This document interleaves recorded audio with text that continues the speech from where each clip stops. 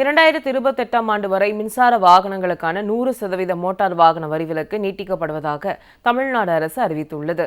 மின்சார வாகனங்களின் உற்பத்தி, விற்பனை மற்றும் பயன்பாட்டை அதிகரிக்கும் விதமாக தமிழ்நாடு அரசு 100% மோட்டார் வாகன வரி விலக்கு வழங்கி வருகிறது.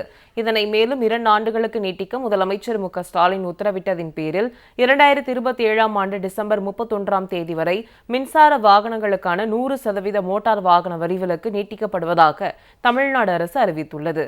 இது தொடர்பாக தொழில்துறை அமைச்சர் டி.ஆர்.பி. ராஜா வெளியிட்டுள்ள சமூக வலைதள பதிவில், முதலமைச்சரின் இந்த முடிவு தொழில் வளர்ச்சியை நோக்கி ஒரு சிறந்த அரசின் நடவடிக்கை வெளிப்படுத்துவதாக பெருமிதம் தெரிவித்துள்ளார்.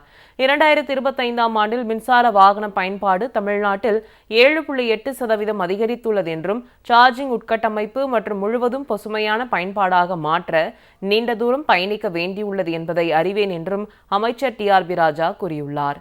தமிழ்நாடு அரசின் இந்த கொள்கை பயனர்களுக்கு செலவை குறைப்பதுடன் உற்பத்தியாளர்களுக்கும் நீண்டகால நிலைப்புத்தன்மையை தரும் என்றும் குறிப்பிட்டுள்ள அமைச்சர் டி.ஆர்.பி. ராஜா, உலக சந்தைகள் நிலையற்ற தன்மையில் உள்ள நிலையில் தமிழ்நாடு அரசு உறுதியுடன் செயல்பட்டு வருவதாக சமூக வலைதளத்தில் பதிவிட்டுள்ளார்.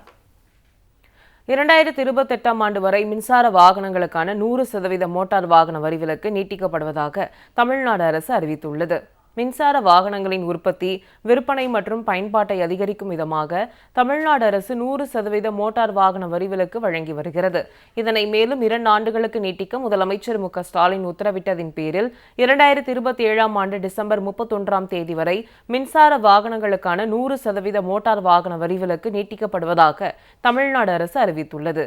இது தொடர்பாக தொழில்துறை அமைச்சர் டி.ஆர்.பி. ராஜா வெளியிட்டுள்ள சமூக வலைதள பதிவில், முதலமைச்சரின் இந்த முடிவு தொழில் வளர்ச்சியை நோக்கி ஒரு சிறந்த அரசின் நடவடிக்கை வெளிப்படுத்துவதாக பெருமிதம் தெரிவித்துள்ளார்.